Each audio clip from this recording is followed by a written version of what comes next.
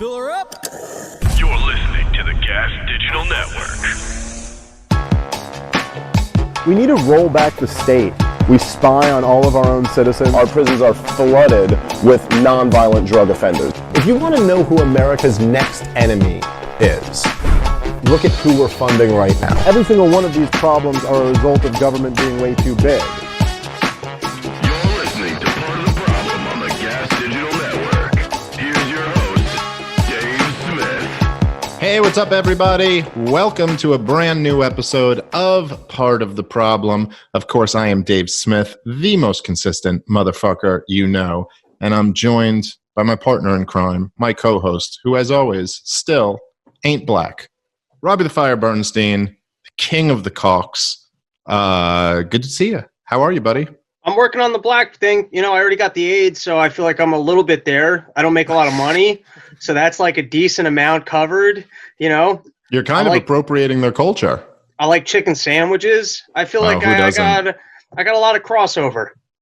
Yeah, I don't know how fucking the chicken thing became a black thing. Everybody likes chicken.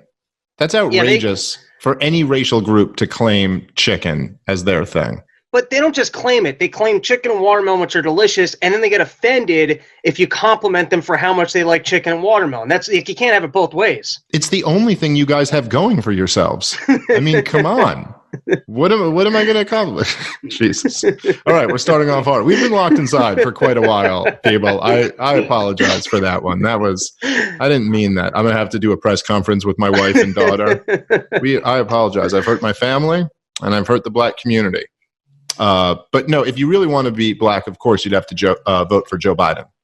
That is what really solidifies your blackness.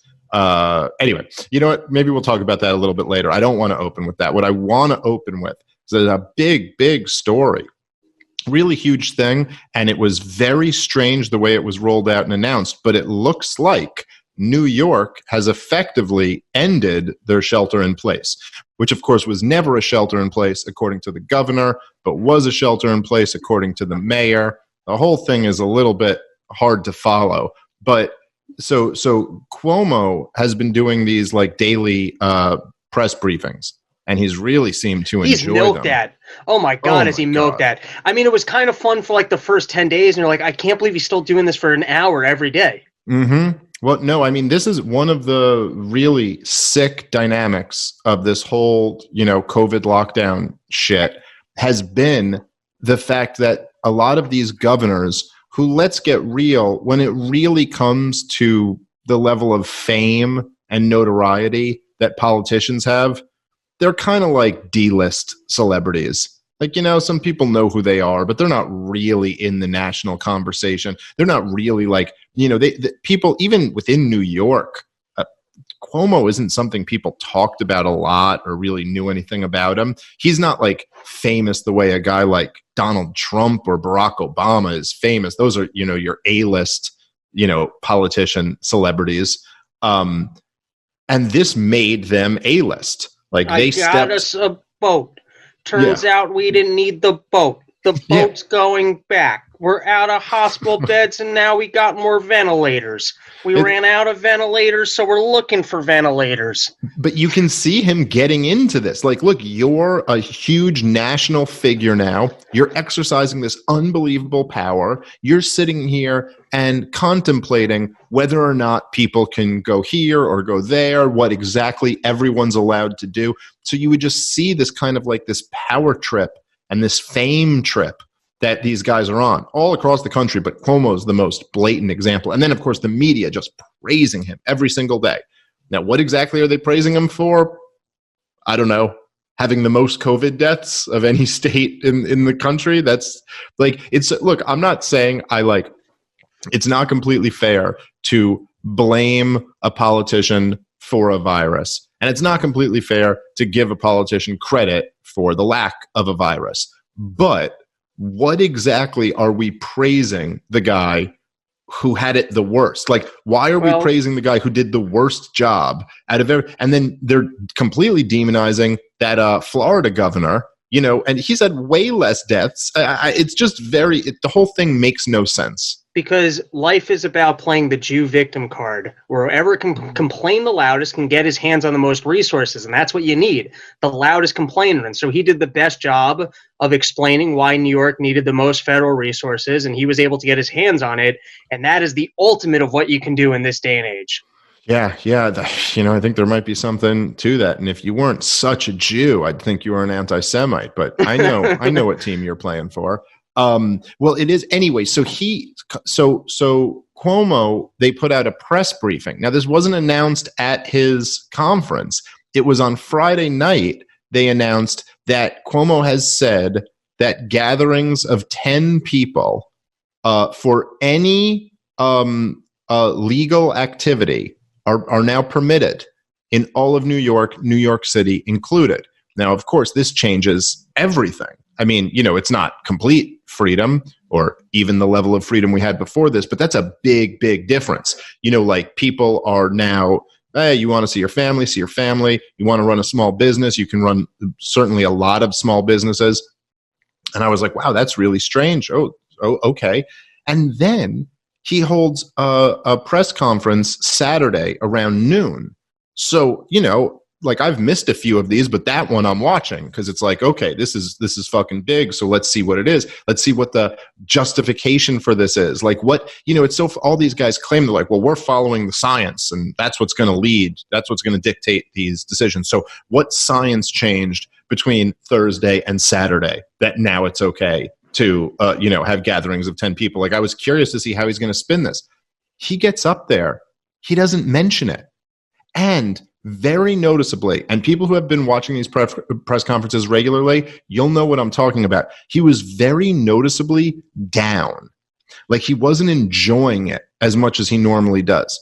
And he doesn't mention anything about it. He plays these commercials. Sadly, we have to reopen. Yes. The economy is going to be good again. Yeah, that's more or less the attitude.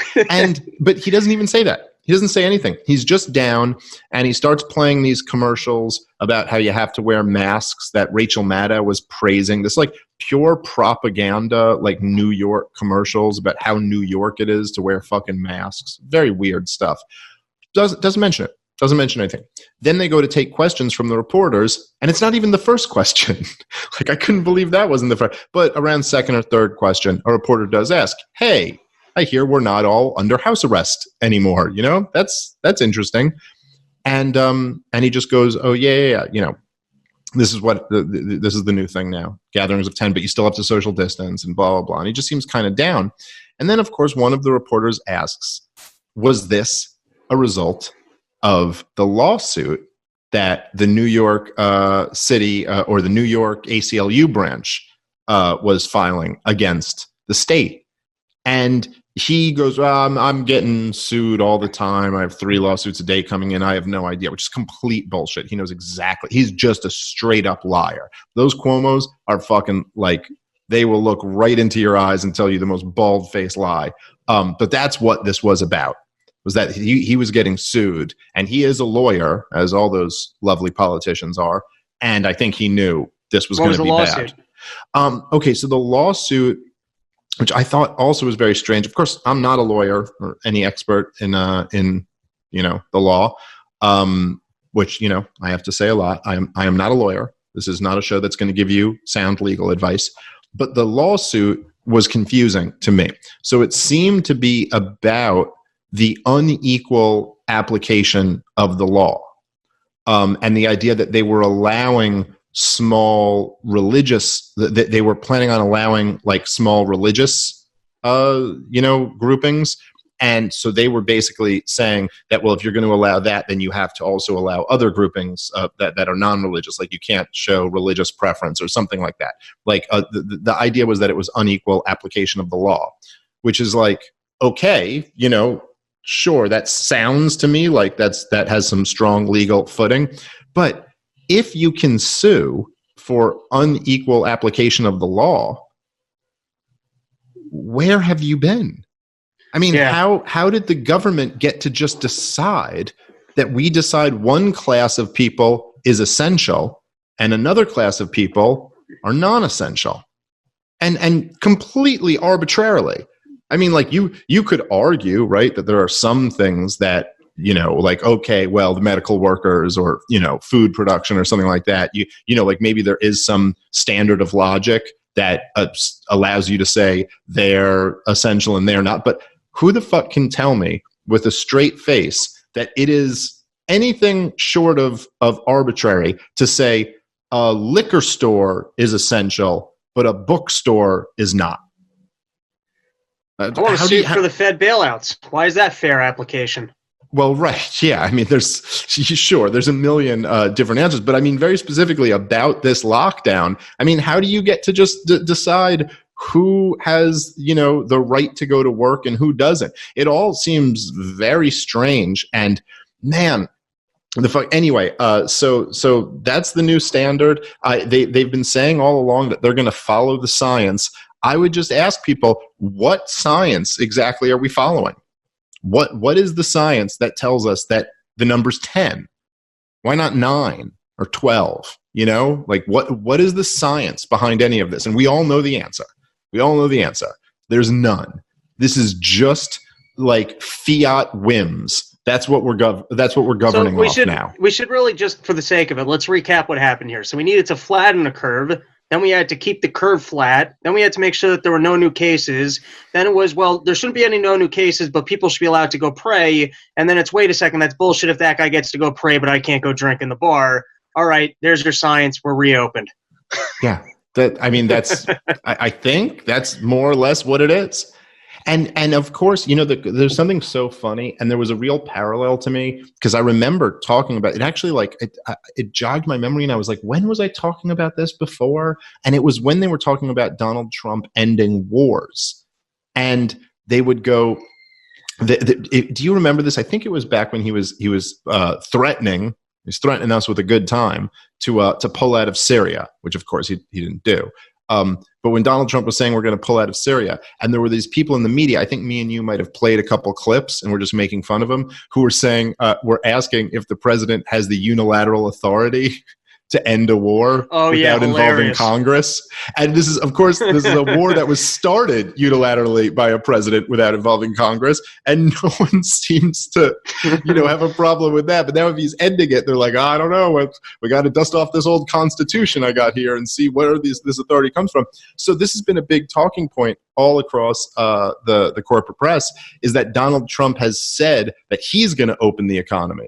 Like, even if the governors don't, he's going to open it. And they're all going, where does he get the authority to open what the governors closed? Now, by the way, fair enough. I mean, I guess he doesn't really have any authority to overrule, a governor's executive order. But it's pretty remarkable to listen to these reporters ask this question when where did the governors get the authority to close? I mean, when Tucker Carlson, the only member of the corporate press that I've ever seen, asked Governor Murphy, he said, where in the Bill of Rights do you have the right to do any of this? And he said, well, we weren't thinking about the Bill of Rights. It's not my job. I'm not supposed to have to review something. A document called Bill of Rights, that shouldn't come into consideration when he goes, Bill of Rights, I'm not familiar. Is that one of those Stephen King novels? I love that guy. So it's just so strange to not ask the question how you have the authority to do this in the first place, and then get hung up over who has the authority to undo it. So that's what's been going on. And the what you said, which we've mentioned a few times, but the idea that the moving of the goalposts on this shit has really been really incredible to watch. And, obviously, I've made the comparisons before. I'm not the only one who has, but to the war in Iraq, which started as weapons of mass destruction and moved to, deposing Saddam, and then it moved to spreading democracy to Iraq, and then to the region, and the goals, just get more and more unachievable. But there's something different about this, because this is, that was really not asking a sacrifice from the majority of Americans. The sacrifice that they were asking was from a very small group of Americans. But this was asking major sacrifices of the vast majority of the population. And to watch the goalpost move from flattening the curve to keeping the curve flat to no new cases to when we say so, Cuomo said the other day that the deaths, I think, were under 100. And he goes, so that's our target. That's what we've been looking at. I haven't heard him say that at all until yesterday, but evidently that's been the target the whole time. All of that has been very strange, but as the news has been pretty good. I mean, look, there's been a lot of deaths. When those models moved down to like 60,000 they were projecting, it seems like that's been exceeded. I do think it's a little bit questionable exactly. What happened more or less was that they really changed the way they were counting COVID deaths. And then the numbers started piling up. Now, COVID is a real thing. I'm very convinced of this, and it's a nasty virus. It is worse than the flu, and it is, it is.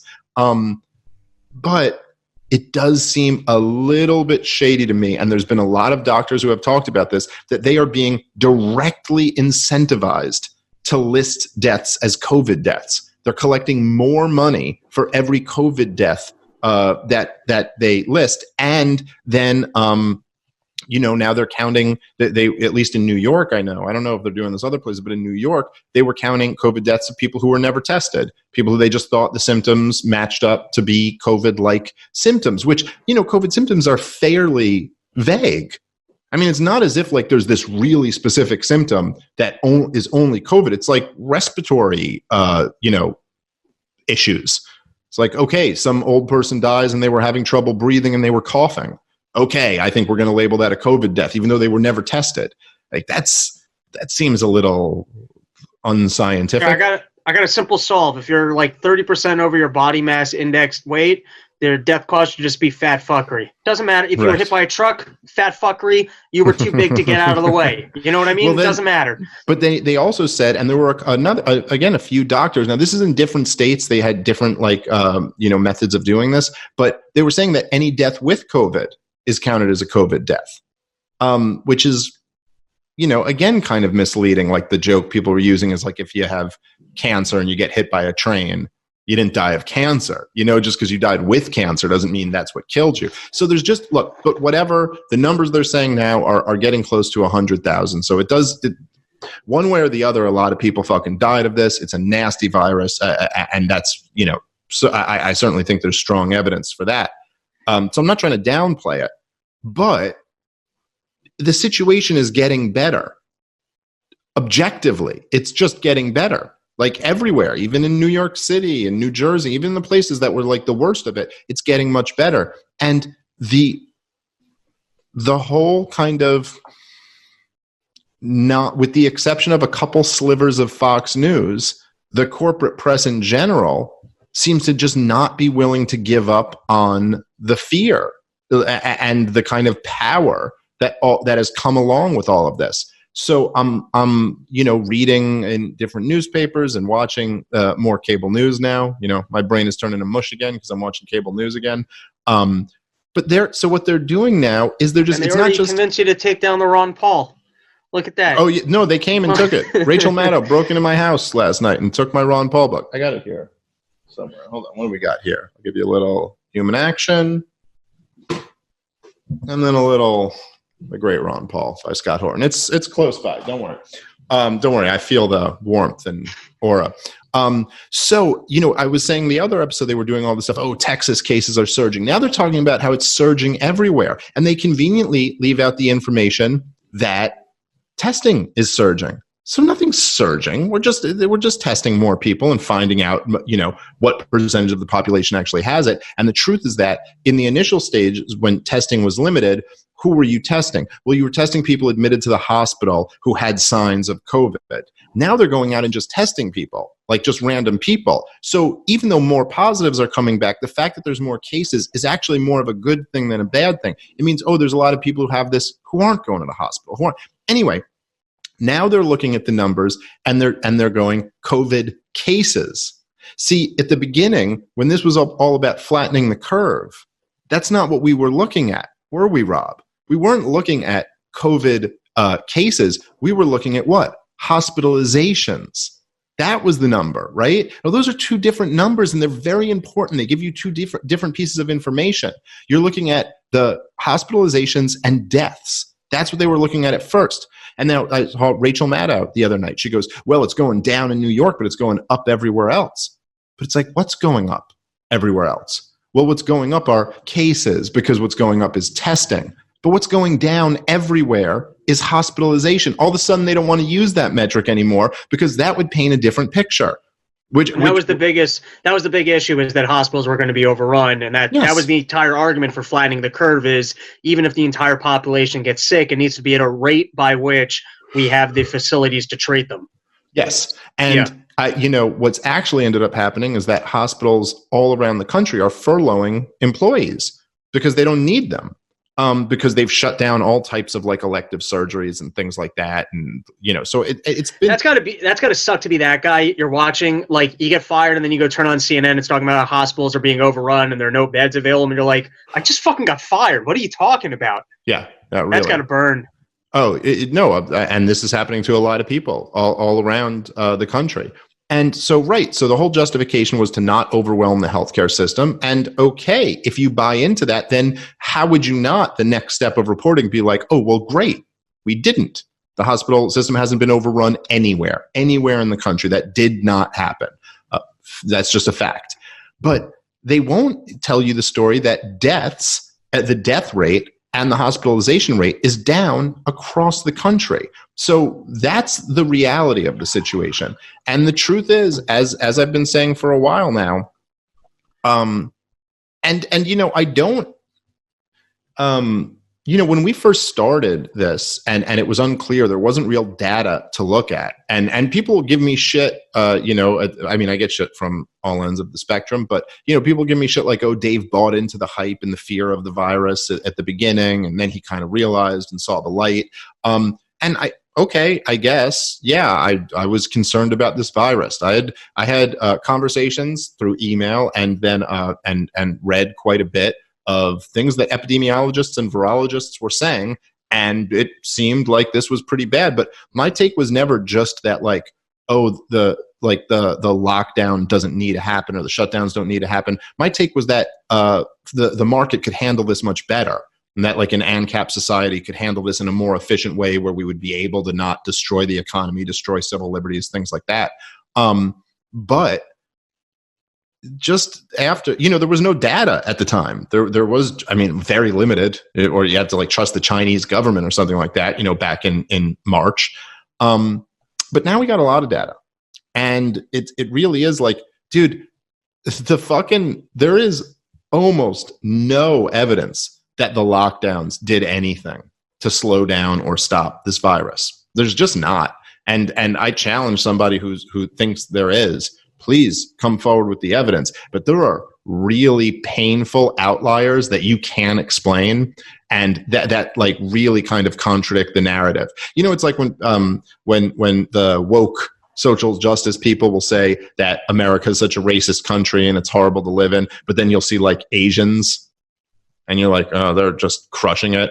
Like they make more money than white people. They, by every metric, they have more privilege or whatever. You're like, well, that's a pretty uncomfortable piece of information. And you kind of just ignore it because it just kind of disproves the whole notion that we're like a white-centric racist country. Well, again, it's like there are these problems with the lockdown model, and there's like a few really big ones. One of the really big ones is Japan. Japan really fucks up your whole thing. No lockdowns, no mass testing. And Japan has, I think, under 1,000 total COVID deaths. There's like a couple hundred in Tokyo. And you could say, what do you want to say about Japan? What do you want to say? They don't have big cities? That they don't have people crammed together? That they don't interact with Chinese people? Know that they started it and they must be responsible because they're not getting sick. Well, the Japs, they're getting us back for World War II. They're finally doing it. Oh, they are. Oh, wow. Oh, now, but why would they hit Italy? Just for being pussies and folding? You should have fought better when you had the chance. Maybe just to keep us off their tails and steal the recipe for pizza. I don't know. All right. Rob's cooking up something. Rob's cooking with gas.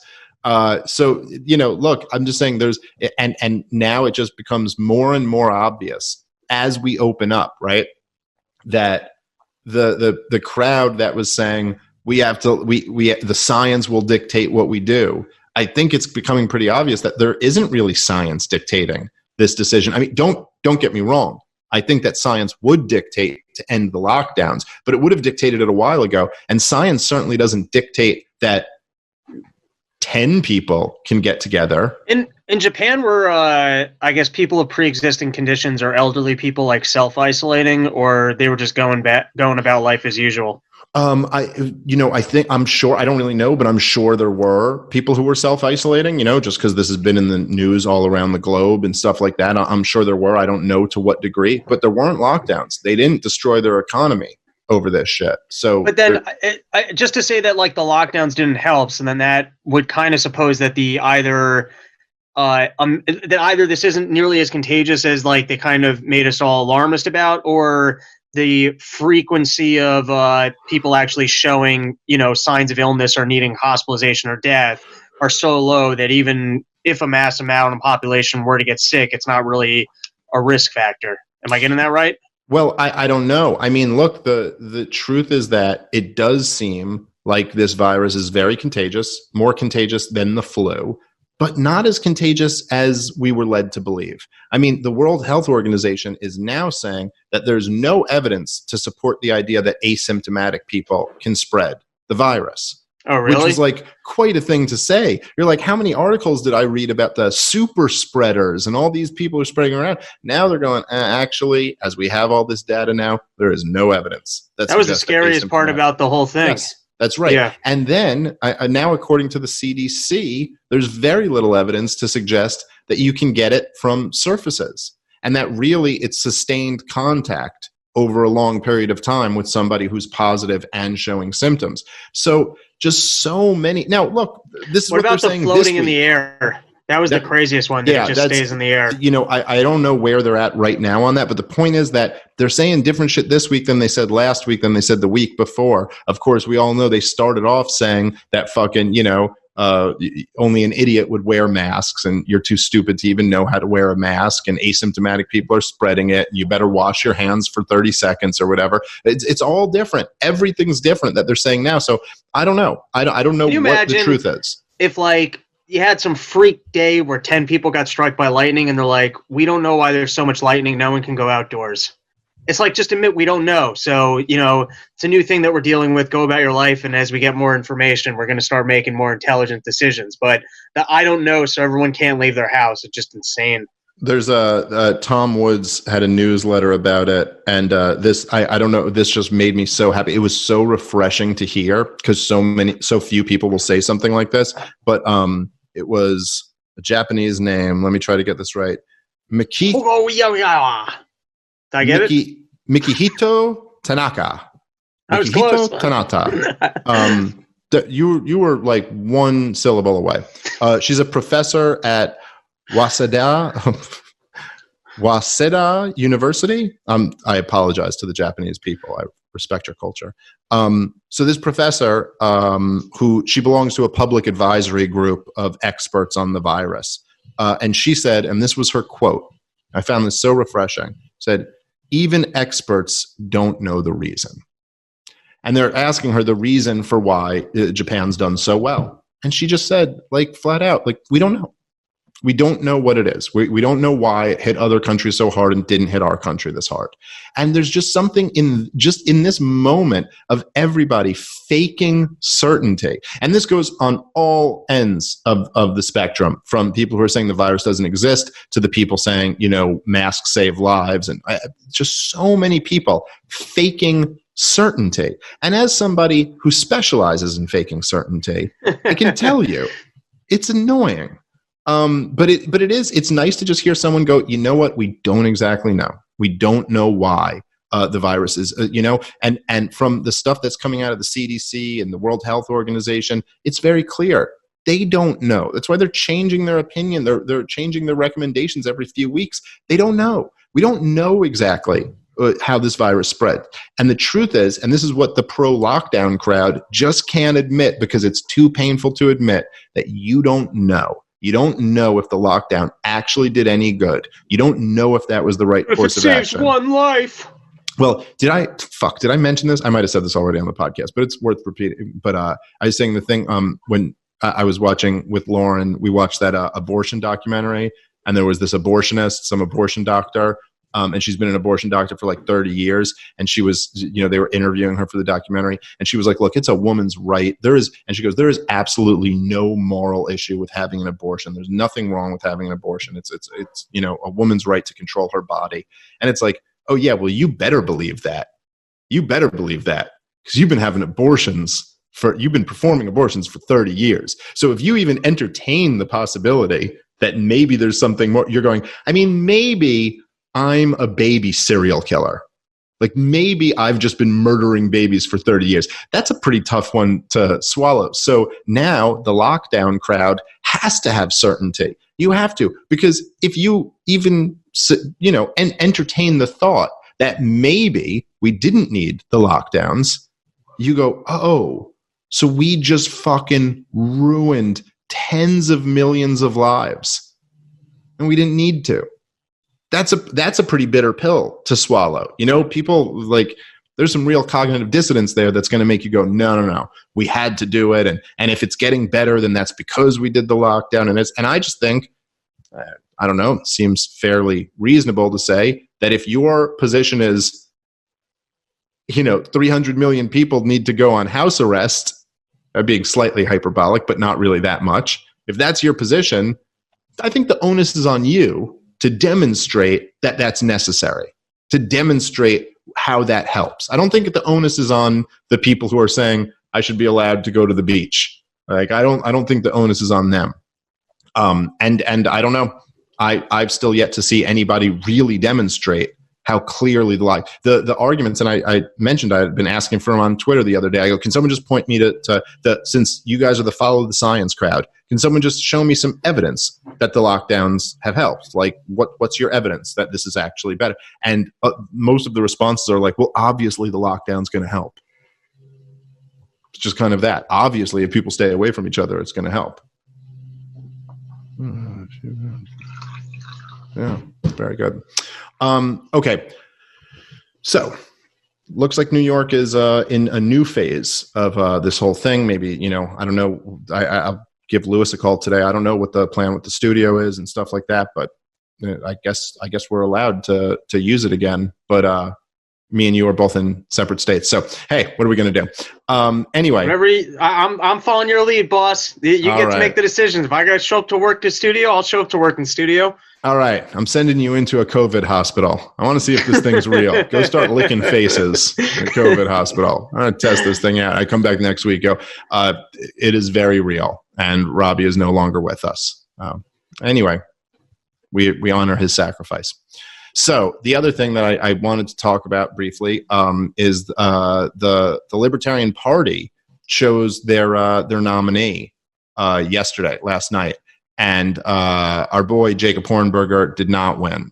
It's I'm a little disappointed, but I am, I'm proud of Jacob. He ran a good campaign, and I appreciate all the people who got involved and tried to support him. I know it's a little bit difficult. The takeover of the LP did not go exactly as planned, although it's not as if it failed. I mean, he came within like a hair of winning. He finished in second place, and Jo Jorgensen ended up taking the nomination, who herself is, a pretty principled libertarian. And the fact that I think it was the Pragmatic Caucus endorsed her. I think for sure the Mises Caucus guys and a lot of our people who got involved really shifted the Overton window in the Libertarian Party, and certainly had a big impact. And we'll see what happens going forward. But I do also COVID, man. We couldn't get down there and rally the troops. If we had gone down there and rallied that thing, would have been all different. Certainly, that threw everything off and changed a lot about the whole process. But look, I'm not going to sit here and take shots at Jacob Hornberger or anything like that. Like I said, I think he did a good job. I think like any campaign, there were mistakes made, and there were probably different tactics that would have been more helpful. But that's how it works. That's politics. And Jo Jorgensen won. She's far from the worst. On the positive side, I only watched a little bit of her in one of those debates, so I'm really not that familiar with her. And if I wanted to criticize, believe me, I could find quite a few things to get after for her. But to speak to the positive, as we get into the total shenanigans of Biden Trump 2, there might be some appeal from the leftists who are like, wait a second, there's a lady, and she might just come off as reasonable. So the lady and reasonable on television might play okay, but I don't know that she's going to, as you say, rally to like the hard truths that you'd like to educate people for, or that she's going to be incredibly exciting or compelling in a way that television will even really want to have her on. But I don't know. I really don't know. Joe is a good libertarian. I'm pretty confident in that. Like, I think she is principled, and I think she's smart, and she knows her stuff. I think that she could probably use some help with messaging. And I'll always offer that help for free, as I always do, as I've been the uninvited campaign advisor for Tulsi Gabbard and Justin Amash and everybody. I'll keep giving my opinions on this shit, as always, but I'm a little concerned about her ability to message. Truth be told, I was a little concerned about Jacob Hornberger's ability as well. There were things that he had done where I had expressed this to him before, where I was like, I think there's some real messaging problems in a few different areas. But what the hell? What the fuck do I know? Anyway, congratulations to Jo Jorgensen, and also congratulations to Michael Heiss and all those guys. They have for sure made themselves a powerhouse of a caucus. That maybe they didn't get the presidential nomination that they were pushing for, but there is no question they've gotten a lot of people very concerned in the positions of power in the Libertarian Party. So I'm proud of him and all the work those guys have done. Who's the new Nix or whatever? Who's like the new head of the party? The chair. I don't know. I don't think that's been decided yet. And truthfully speaking, I don't really care. I don't really care. I cared about Nick Sarwark. We got sucked in a bunch. Well, I cared about Nick Sarwark not being there for another term. Like that's what I cared about. He, just because I think it's like he crossed too many lines, and I think it's too damaging. He did the worst thing you can possibly do as the Libertarian chair. The only thing you're supposed to do is be there and be welcoming, to try to bring the liberty movement into the Libertarian Party and try to bring other people into the party. I have no problem with any of that. What you don't do, it's like if your job was like you're a babysitter and they're like, okay, don't abuse the kids. That's pretty much your job. Make sure they're alive, make sure they're fed, don't abuse it. It's like there's the only thing you have to not do as the chair of the Libertarian Party is start attacking Ron Paul and Tom Woods and Lou Rockwell. Like, that's the only thing not to do. Don't start alienating large groups of libertarians. And he made that his goal. If you put your finger into the ass of one of the kids, you might get more babysitters because they want to do it too. Okay, yes, listen, there are unintended consequences, unforeseen consequences of every economic action. Sure, that's a solid Misesian point. But I'm just saying, so that this guy was bad, and also, he went after people I love in a really vicious way. So I wanted to make sure he was unelectable, and I think I played a small part in doing that. He did it to himself, but so he knows he can't get that position back, and he's not even going to try. But after that, it's like it really doesn't matter. I mean, to me, the position of chairman of the Libertarian Party is very irrelevant, and I don't mean that as like an insult against anybody, but like, let's get real. The only reason any of us even know who Nick Sarwark is or ever talk about him is because he started attacking Tom Woods and Ron Paul, and so we were like, okay, well, we're gonna defend our fucking heroes. That's all. So I don't really care about that. I think the VP is being chosen right now. I think actually, I literally looked over and thought I saw a message from Scott Horman. Oh my! Did they choose Vernon Supreme as the? Oh my God! I like that. My biggest gripe on Vernon Supreme was I watched him in one of that debate, and I didn't watch the whole thing, but he showed up without his boot, and it's like, dude, be Vernon Supreme. I can dig what you're doing. You're making a mockery of the whole thing because the whole thing's a charade anyways, and you're talking in rhymes. I like a good rhyme. I like you talking about dentistry. I like that you look like Gandalf. I like that you're saying, hey, fuck this whole thing. It's a spectacle. But then he started taking off the boot and talking about actual principled libertarianism and going, I think it's terrible. I think the whole thing is terrible. I'm not saying he's terrible. I'm saying he's terrible as a guy running for political office, because the message that sends is that we're a bunch of fucking jokes. Now, he can say whatever he wants, that, well, I'm pointing out what the whole fucking joke is, and if you're in on the joke, then you realize I'm making fun of this whole system. But I just don't look, man, I don't look at things that way. Like, that's fine if you want to be a satirist or, a humorist or whatever, and be a Twitter personality and be great, okay? But to me, if you're running to say, like, we want to put a libertarian in charge because this is a serious philosophy with serious people, I don't think that's the way to go. This is coming from literally the most prominent comedian libertarian out there in the world. And I'm telling you that the philosophy of Mises and Rothbard should not be represented as a fucking clown show with a fucking retarded boot on your head. Well, you said that doesn't help anything. You said it's not about winning; it's more about turning people. And if Vernon can turn more people by turning it into a spectacle, would you see that as having some value? Yes, if he could turn more people, then sure, then I'd be wrong. If seeing a fucking retard with a boot on his head made people start reading Human Action by Ludwig von Mises, then I would admit I'm wrong. My point is, I don't think it'll do that. I think it makes people go, oh, look, what is the fucking, like, here's the thing that libertarians struggle with, right? Is that the image of us is like, oh, these fucking intellectual lightweight, they're like Republicans who just want to smoke pot, right? That's kind of like what people think of libertarians. And if you have some fucking naked fat guy stripping on stage or some dude with a boot on his head, it just confirms that without even having to think about it. And the truth is that it's like, no, this is a group of serious people who understand the economy in a way that none of you fucking jokers do. And I just think that, like, the guy we put up running for the highest political office should be a serious person. Now, I'm not against him existing and doing what he does. It's fine. If that's effective, then do it. But that was one of the major reasons why I supported Jacob Hornberger, because I thought he was a serious person. Just like Ron Paul was a serious person. And to me, that's who's going to convince other people that this is serious.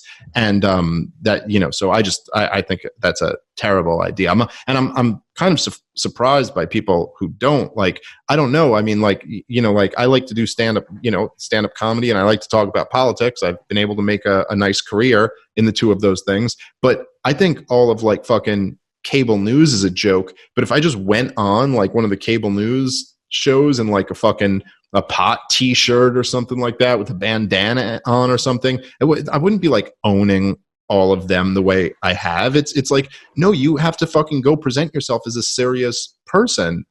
Otherwise, it's just too easy to write you off. Look, like you said, I could be wrong about that. I could be proven wrong. And if I am, I'll be happy to admit that I'm wrong. Again, it only happens like once or twice a year, so it's not likely. But I'd be happy to admit it, but I don't think, if this is correct, the information I'm getting, I'm not happy to hear that. I'm a sucker for a spectacle. So listen, I haven't followed him that closely. I haven't looked at his message that closely, but I see a dude looking like Gandalf with a boot on his head. I'm somewhat attracted to it. I'm like, what's this guy about? And then when he's up there, we don't need to win you over. We already have you. I'm looking to win over future yous, better yous. That's what I'm looking for. I'm just kidding. There's no one better than Robbie the Fire, king of the cocks. All right. So what else? What else is there to discuss? Oh yeah, it's Joe Biden. They've said that before. So Joe Biden. This really is just entertaining at this point. Is it Joe Biden went on the Breakfast Club? Do we have that that interview, Brian? Yeah, give me 1 second. I'll pull it up. Okay, sure. And really, I mean, that's an intimidating show to do because you're talking to a god. So, I get how you slip up. It's The funniest part to me is that there's like it like went viral and it's being covered all over the news, and then a whole bunch of like white news reporters have to, with very serious voices, go, in a recent interview with Charlemagne the God. He not a fan of his show, but he does the best political interviews because he asks follow-up questions, and that's all it takes. He is very good at that shit. Yeah, he got Bernie Sanders and Elizabeth Warren to say some dumb shit just by kind of pressuring them. However, the fact that everyone plays into his game, which is, hey, I'm here asking questions for the black community. What are you doing for us? Is like the antithesis of what politics should really be about. It's not supposed to be about buying votes. And he's transparent. He's like, listen, I'm being transparent. What are you doing for us? How are you buying our vote?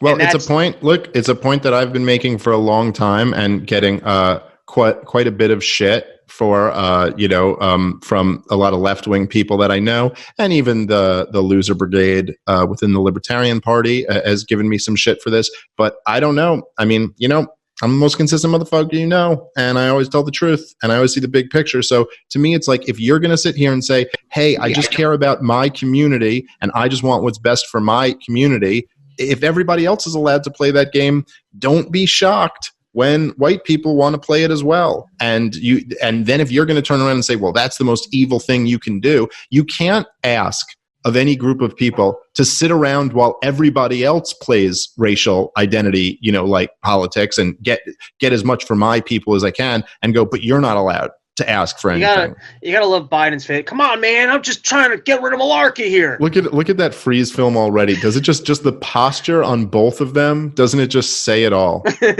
And by the way, for people just listening to the audio of this, you're picturing it correctly.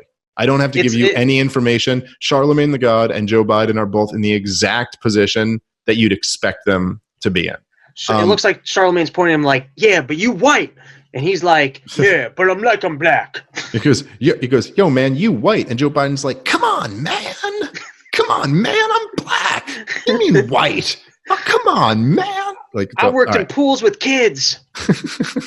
Mike, and I've read some of your black agenda, and you say that you would decriminalize marijuana. What's the difference between legalizing it and decriminalizing it? Because they're trying to find out whether or not there is any impact on the use of marijuana, not in leading you to other drugs, but what it affects. Does it affect long-term development of the brain? And we should wait till the studies are done. I think science matters. I think we got decades and decades of studies from actual weed smokers, though. Yeah, I do. I know a lot of weed smokers. I want to ask you about your running mate. I don't know if you saw. Well, I saw today that a news report broke that Amy Klobuchar was being vetted, and a lot of people on social media, they're not too happy about that. And it's because they want your running mate to be a black woman. I don't know if you saw the op-ed in the Washington Post by some of the leading black women voices in this country. And they feel, since black women are such a loyal voting bloc and black people saved your political life in the primaries this year, they have things they want from you. And one of them is a black woman running mate. What do you say to them? What I say to them is that I'm not acknowledging anybody who is being considered, but I guarantee you there are multiple black women being considered. Multiple. Well, Thanks so much. That's really our time. I apologize. You can't do that to black media. I can't do that to white media and black media because my wife has to go on at 6:00. Okay. I'm in trouble. Listen, you got to come see us when you come to New York, VP Biden. I will. It's a long way until November. We got more questions. You got more questions, but I tell you, if you have a problem figuring out whether you're for me or Trump, and you ain't black. It don't have nothing to do with Trump. It has to do with the fact I want something for my community. I would love to see. Take a look at my record, man. I extended the voting rights 25 years. I have a record that is second to none. The NAACP has endorsed me every time I've run. The world. Right. Come on. Let's cut that off there. So you got the gist of it there. I was surprised that Charlemagne didn't actually seem to even respond to the if you have to think about it, you ain't black. I don't think it's really, firstly, it's not that bad. Secondly, it happens to every one of us that when you're talking to a black dude who has a slight ghetto flavor to the way they talk, you get sucked into it. It's very hard to hang out with like people and then not just to start jabbing. It just fucking happens to all of us. So Oh, thank God you're not running for office. Biden's hanging out with this guy and he's trying to be cool and he's not. And so he said something dumb. It's not that of the listen, Biden gas, this is not that bad. I do tend to agree with you on that. The thing that's funnier about it is just that I agree with you on it not being, his most horrific gaffe. The thing that's funny is that it's such a politically bad thing to say that you would just think Joe Biden would like try. He just can't help himself from saying these things that you go like, well, dude, now that's going to be in every fucking newspaper. Like, you can't say you're not black if you're a black dude who doesn't vote for me. I mean, like, and look, it is, I would say, to maybe disagree with you a little bit, I could understand where a black conservative would find that very offensive. Like, I can understand where you're basically saying, oh, so I'm not black because I fucking give a shit about, like, taxes being too high, like that. I could get where that's. When did it become okay to say? I thought you got to say African Americans. When did this become okay? Where you could say black people love me? Did we change standards on that one? Yeah, I think we did actually. I think black is fine now. For a little bit, it was African American. Then I think they went back to black. I've always thought African American was far more offensive than black, personally. Also, we weren't listening to there. I have to give it a more careful listen, but I think earlier on there's a subtext to the way he's describing black jobs that sounds extremely condescending. It's like people actually missed what was offensive in that interview. Well, the other thing, this is what I think, the issue, issues is like, I don't really begrudge Charlemagne for saying, hey, I care about my community and I want things to happen to my community. The thing I've always said is that it just has to be equal application across the board. So you can't be calling you can't have a position that if another racial group had that position, you would call them, like the worst person in the world. And I'm pretty sure he'd be guilty of that. Like, I'm pretty sure if any white person advocated for their own people that way, he'd be upset about that. So that my issue is just with the hypocrisy, but whatever, I don't really care. But even the answer, the answer bothers me, because if you had sound policy, you would go, well, it's about economic prosperity for everybody. And here's what I'm trying to do to make the country a better place. And naturally, that's going to help your community. And yeah, well, of course, like you could easily say something like, you could just be like, well, listen, I mean, like fucking if you crash the economy, black people are going to feel it disproportionately. So you guys got to really care. The thing that's disappointing to me, though, about Charlemagne is that, and I understand he wasn't saying this exactly. He was saying other people are saying this. But the idea that you would go, hey, so, black people want something for us. So what we want is for you to choose a black vice president. I mean, that is just such like, it's I don't know. It's identity politics, I guess. I don't even really big fan of that term. I don't use it a lot. It's kind of just racism, but it's like stupid. It's really stupid. So are you telling me if you were to elect, I don't know, like Kamala Harris or fucking, like any, it's all just the same, like as long as it's a black woman. So you could elect some black woman who's an anarchist, or you could, there might be three, or you could elect some black woman who's a communist, or Kamala Harris. Doesn't matter. As long as it's a black woman, then we're good. What does that actually mean? What does it mean for you if they can find another fucking person who doesn't believe what you believe but is the same color as you? It's just stupid. It's like your concern should be what he's actually going to do. And the weird thing is that, so Joe Biden is sitting here. Now he's saying, well, look, check my track record. I have the best policies for black people. Like my track record is second to none or whatever shit he said. But it's interesting that what he's saying is I'm going to decriminalize marijuana. That's his thing. And he's the motherfucker who co-authored the 92 crime bill. So if decriminalizing marijuana is going to really help black people, well, then no, you don't have such a great track record, do you? Because you're part of the reason why the fucking mandatory minimums are so high. So, it seems, and of course, there's no pushing him on that stuff, because you have to know stuff in order to grill him about those questions. I also love he's setting himself up to look super racist, where he's going, listen, I'd love to have a black lady, and we're seriously vetting 3 of them. But then what happens when you turn around and go, we really wanted one, but guess what? We couldn't find one that was qualified. We wanted nothing more than to have a black lady work with me, but in the entire country, there was none that I felt comfortable with. But I'm not racist. I mean, I love black people more than anyone, but search the whole country. There's not one I can work with. It's also like fucking, it's such a weird like thing to have to justify, and especially amongst the group of people who supposedly hate racism the most, that you make race the criteria for a job. It's just a very strange box to paint yourself into. It's also weird that Obama and Biden in their 2012 campaign, they were using that whole war on women and Mitt Romney and all this shit, and his big sin was that he said made that binders full of women comment. And it's the same thing. It's Joe Biden is bindering full of black women. That's exactly what he's doing. Oh, we're looking for black women. We want to hire a black woman. All of this shit is fucking, it's so cringe from Romney and from them. Why does nobody can just have the fucking courage to say, I want the best person, and I don't give a shit if they're a black or a woman or whatever, because this is an important position. I will find the absolute best person for it, and that's that.